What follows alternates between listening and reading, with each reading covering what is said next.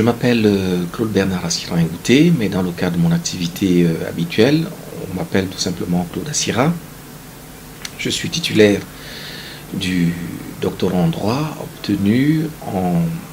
1997, en juillet 1997 à l'université Panthéon-Assas à Paris. Et j'ai obtenu par la suite, à la session de décembre 1997, le certificat d'aptitude à la profession d'avocat à l'école de formation des barreaux de Paris, l'EFB, et j'ai prêté le serment d'avocat le 14 janvier 1998. Ce qui veut dire que l'année prochaine, à la même date, j'aurai l'occasion, le privilège, l'honneur de célébrer les 20 ans d'exercice professionnel en qualité d'avocat plein.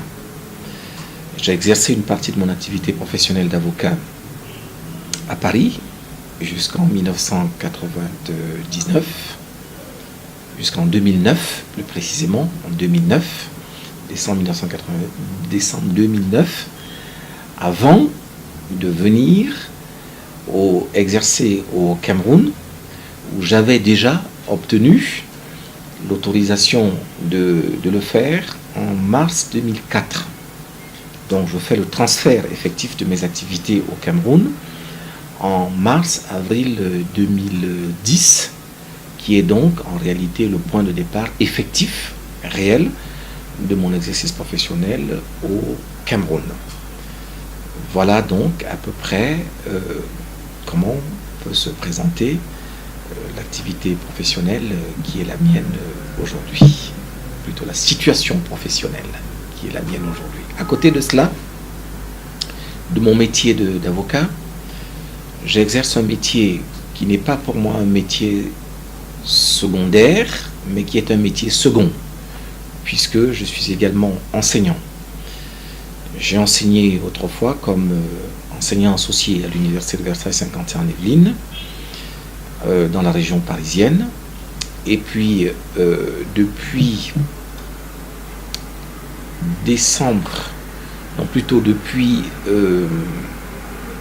septembre-octobre 2006, je suis enseignant à l'Université catholique d'Afrique centrale. En juin 2013, j'ai acquis le grade de maître de conférence dans cette université où j'enseigne le droit pénal, la procédure pénale et le droit pénal des affaires. Ce qui fait qu'aujourd'hui, je suis à la fois et avocat de profession et d'exercice et en même temps enseignant de fonction. Donc voilà à peu près, en résumé, la vie professionnelle telle qu'elle est exercée et pratiquée aujourd'hui. Alors j'ai envie de vous parler aujourd'hui du métier de l'avocat, mais plus particulièrement du rôle de l'avocat auprès de l'entreprise et auprès des opérateurs économiques dans ce qu'on appelle la vie des affaires. Alors il faut dire que le métier d'avocat est une profession libérale, qui est une profession réglementée. Et elle est réglementée au Cameroun par un texte qui est la loi de 1990, que nous appelons habituellement la loi organique, puisque c'est elle qui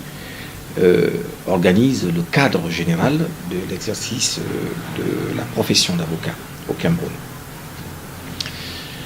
Au terme de cette loi, notamment à l'article 1er, l'avocat est ce professionnel indépendant qui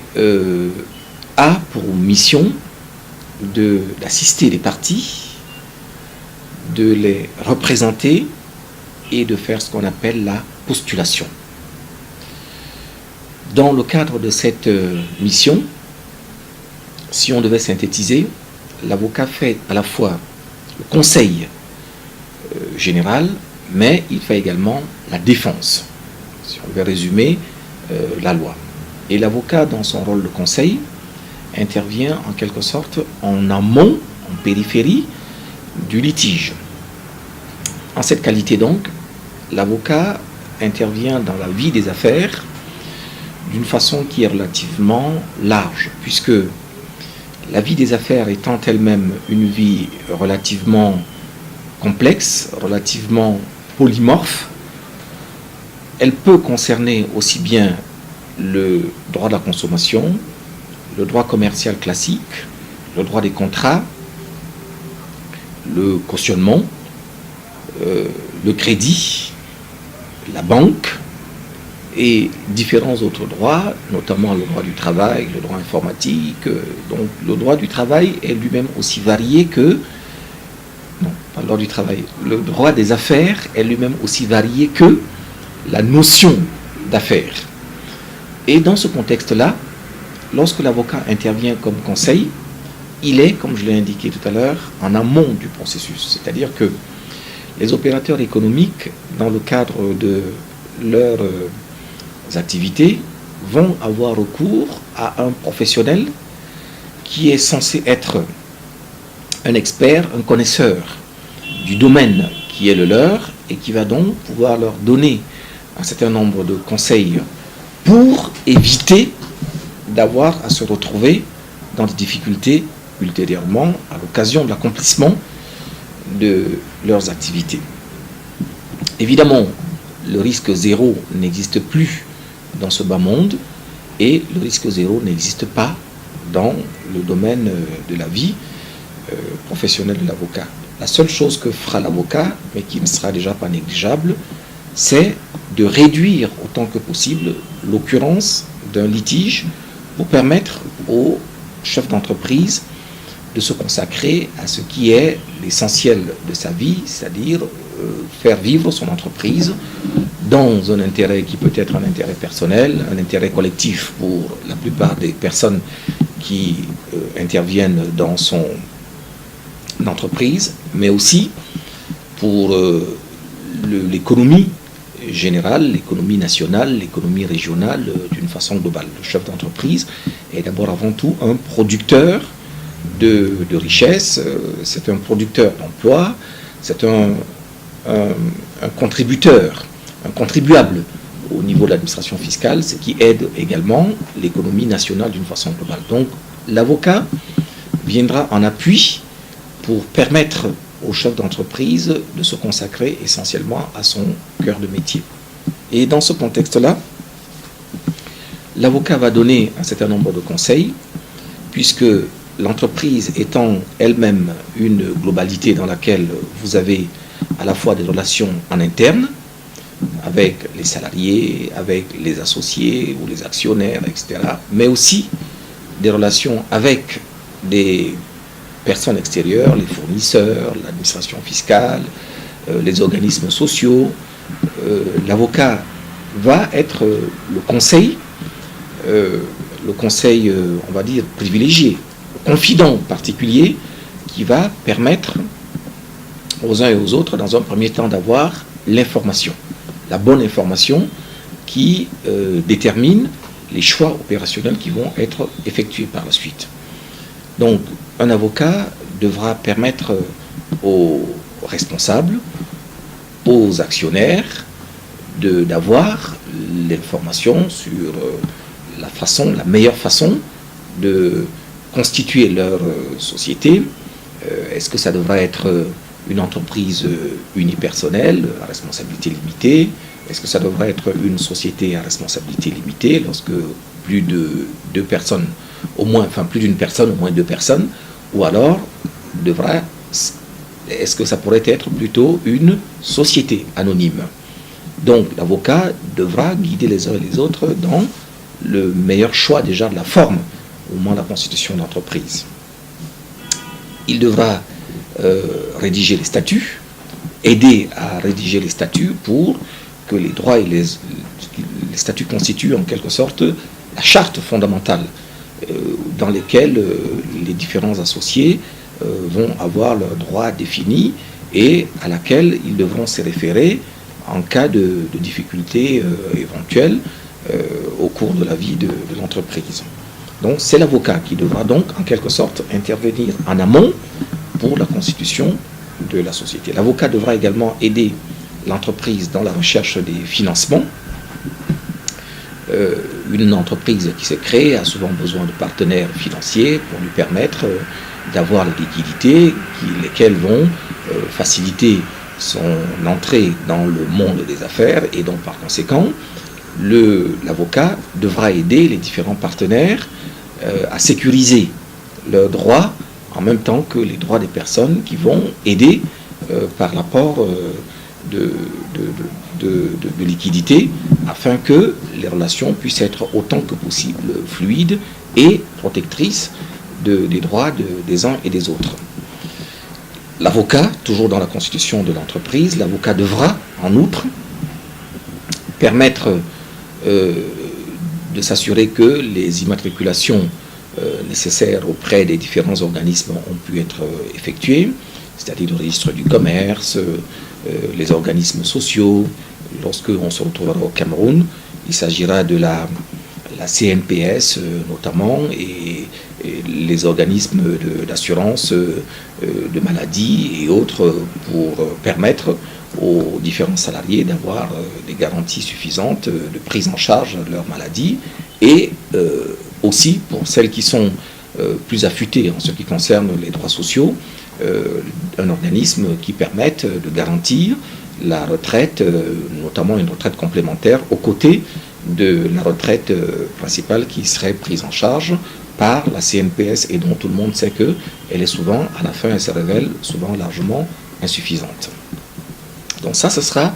le rôle de l'avocat, de donner cette information-là, et autant que possible, il devra également accompagner l'entreprise dans la prise en charge et l'accomplissement des différentes formalités qui sont en rapport avec ces points essentiels. L'entreprise devra également recruter un certain nombre de personnes comme salariés ou comme partenaires intervenant en freelance dans le cadre de ce qu'on appelle les contrats de service. Donc, en interne, vous allez avoir des contrats de travail pour des gens qui vont travailler sur la base d'un rapport de subordination, où il va y avoir une personne qui donnera des ordres, des instructions qui vont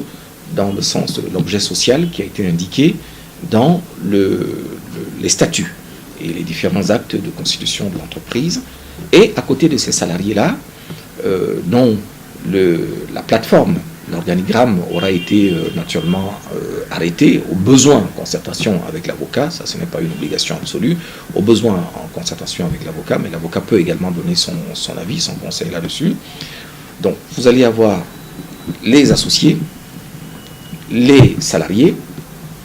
À côté des salariés, chacun d'eux ayant un contrat particulier, un engagement qui est formalisé dans le cadre des actes particuliers, ou les statuts, ou le contrat de travail. Vous avez également d'autres personnes qui travaillent pour le compte de la société, mais qui apportent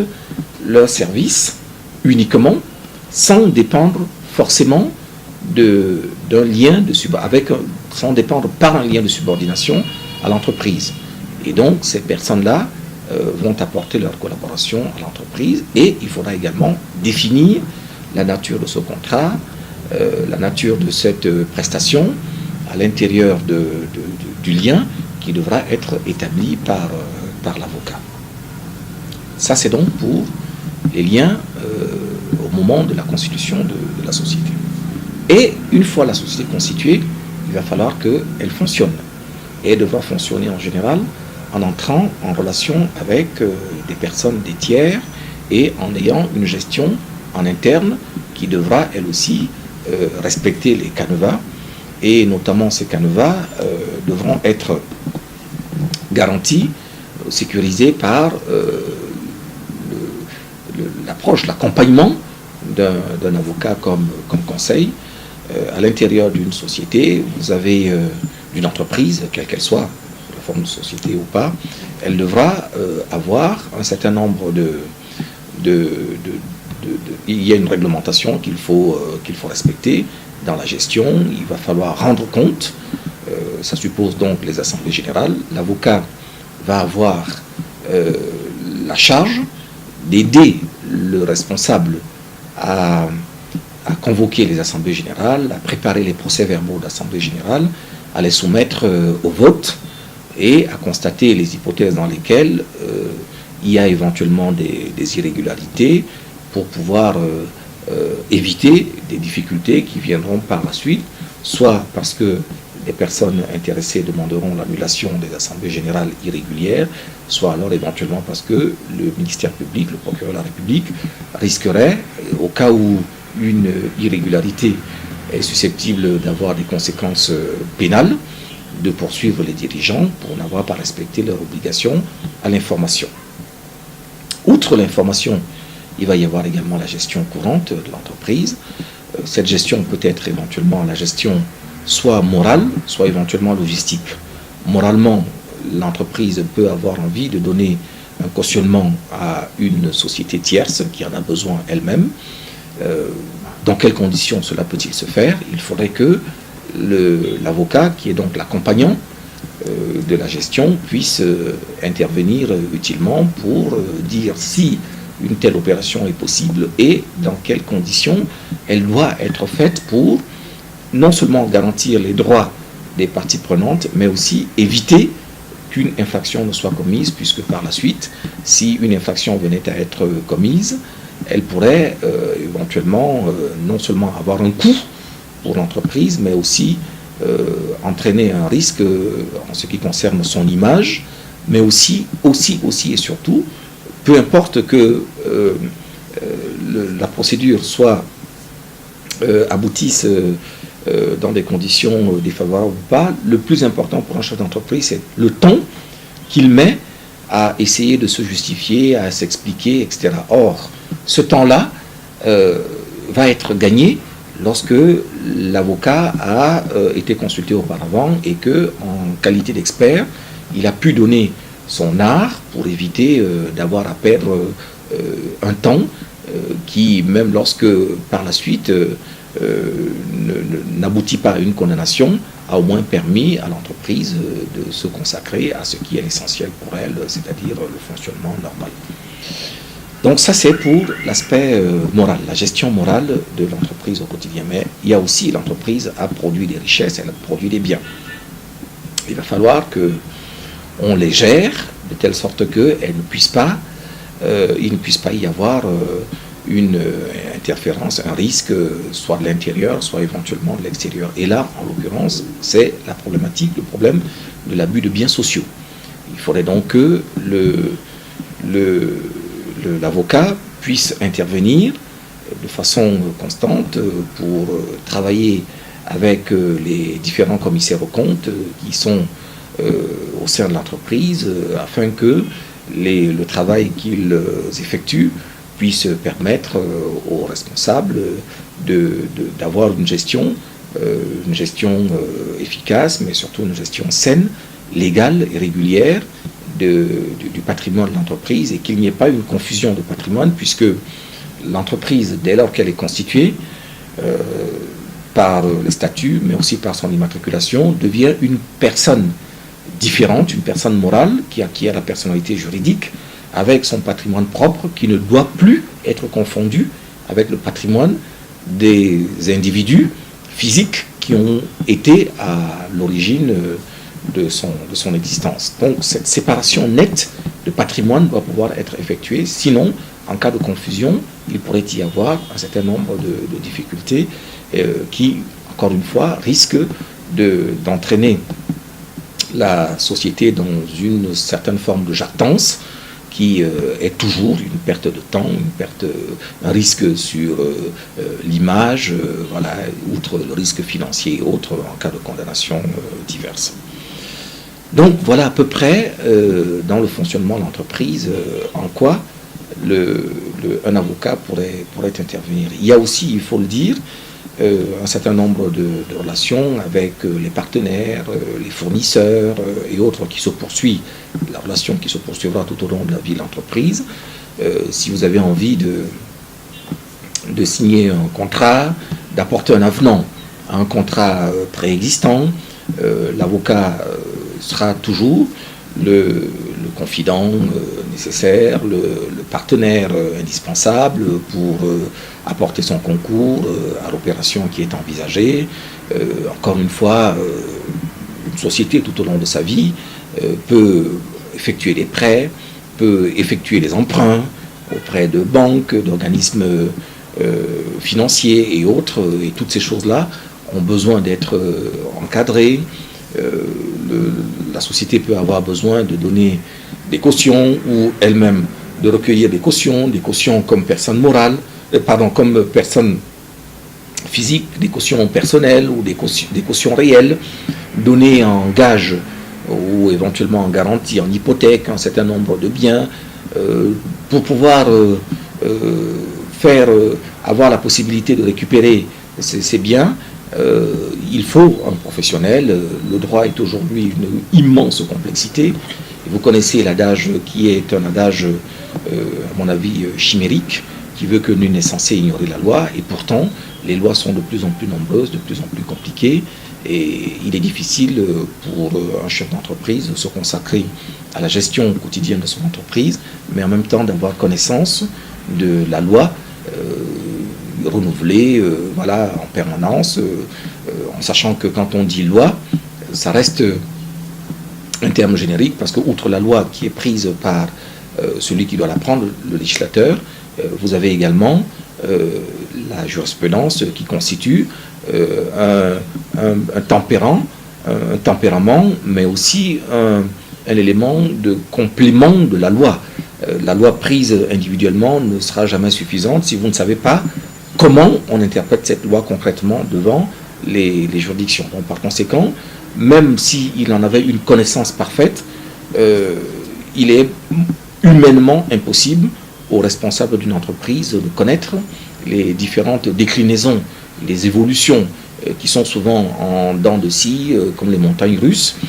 de cette loi, puisque seuls les tribunaux, les juridictions ont la possibilité de donner une vie véritable à la loi. Or, l'avocat, dont c'est le métier, en faisant une mise à jour permanente, ce qu'on appelle dans le jargon une veille juridique permanente, reste continuellement aware, averti de ces évolutions-là, et donc peut à son tour faire profiter l'entreprise à laquelle qui lui a fait confiance et à laquelle il a décidé de donner ses services, pour lui permettre d'avoir une optimisation de son activité, c'est-à-dire en la dépouillant, en lui enlevant un potentiel de difficulté et en lui laissant donc un pourcentage de son temps que l'entreprise pourra utiliser de façon efficace à la mise en œuvre de son activité principale. Donc voilà comment, au niveau du conseil, un avocat peut intervenir, me semble-t-il, de façon relativement utile pour permettre au chef d'entreprise de réaliser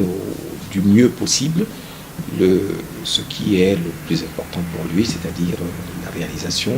de l'objet social de l'entreprise, pour permettre à la société d'être viable et de produire des richesses pour l'intérêt commun et pour l'intérêt de l'économie nationale. Alors, la société, elle a été constituée, on peut assimiler sa constitution à sa naissance. La société a été gérée, on estime que c'est sa vie, la vie de l'entreprise, mais comme nous les hommes, nous naissons, nous vivons, il peut nous arriver aussi, malheureusement, un accident, soit la fin normale de notre vie, soit éventuellement quelque chose qui fait que notre vie cesse. La société également peut en arriver à mourir, soit à l'occasion du terme normal qui a été arrêté par les partis lors de sa constitution, qui disent voilà, nous créons cette société pour qu'elle dure 99 ans, pour qu'elle dure 101 ans ou un peu moins, etc. Ou alors un accident de la vie, comme ça arrive aux hommes également, et avant l'arrivée du terme ou avant l'accomplissement de son objet, la société pourrait éventuellement être amenée à disparaître. Et cette disparition-là, en général, se fait par l'intermédiaire de l'opération qu'on appelle la liquidation. Et il va donc falloir liquider une entreprise. La liquidation pourra se faire soit à l'amiable, entre les partenaires, soit éventuellement devant le tribunal, devant l'autorité judiciaire. Mais même pour ces phases-là, il faudrait pouvoir avoir un accompagnement d'un professionnel, un expert, et en l'occurrence l'avocat sera encore la personne indiquée pour cela, qui devra donc aider la société dans le cadre de la réalisation des opérations de liquidation pour que, à défaut d'avoir réussi une vie normale, qu'au moins la fin, la cessation de vie de l'entreprise puisse être réussie. L'avocat accompagnera également l'entreprise dans les différentes opérations de la fin de vie de celle-ci pour lui permettre d'avoir un atterrissage en douceur.